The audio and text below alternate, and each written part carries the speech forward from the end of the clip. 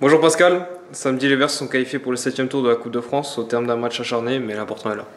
Oui, bonjour à tous. Effectivement, un match engagé, acharné. On savait que ça serait un match difficile et puis voilà, on a réussi à se qualifier malgré les sceptiques. Mais voilà, le principal c'est d'être au 7e tour et de bien se préparer pour le match de Coupe de France dans 3 semaines. Mais voilà, plutôt bien se préparer pour le match de demain.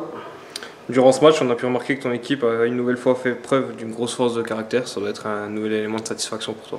Oui, c'est vrai, et puis de plus en plus elle est très compétitrice, elle haït la défaite, donc elle est capable pour la première fois de retourner une situation, donc ça c'est de bon augure pour la suite. Maintenant il faut qu'on continue aussi à s'améliorer dans l'aspect de la créativité, de la finition, mais si on arrive à marquer 2 buts par match, je pense qu'on gagnera beaucoup de matchs. Justement, en parlant de but, Noam Gartou a inscrit son premier ce week-end.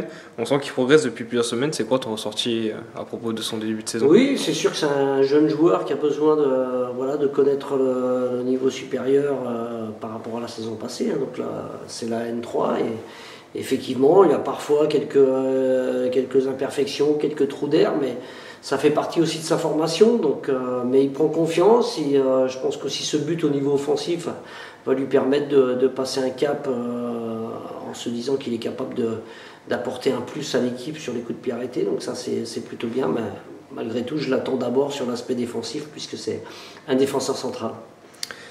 Atteindre le 7e tour, c'est un premier objectif. Est-ce que tu sens que le groupe a une véritable envie d'aller plus loin dans cette compétition et que ça fait vivre le groupe? Ah oui, c'est sûr que j'ai toujours moi privilégié depuis le début de saison ici ou dans mes clubs précédents de bien figurer en Coupe de France parce que c'est la plus belle des compétitions et donc il faut la respecter dès le début. C'est ce qu'on a réussi à faire au premier match et donc là oui effectivement l'appétit vient en mangeant, donc on a envie de continuer l'aventure. Donc on a une échéance devant nous dans 3 semaines à Nousvillers qui peut nous permettre peut-être d'aller au 8e tour. Donc on aura le temps de bien préparer ça, mais effectivement on a envie de continuer à passer les tours et de profiter de cette compétition. Ce week-end, c'est retour au championnat avec une série de 5 matchs sans défaite, peu de buts encaissés. Il y a de quoi être en confiance en ce moment.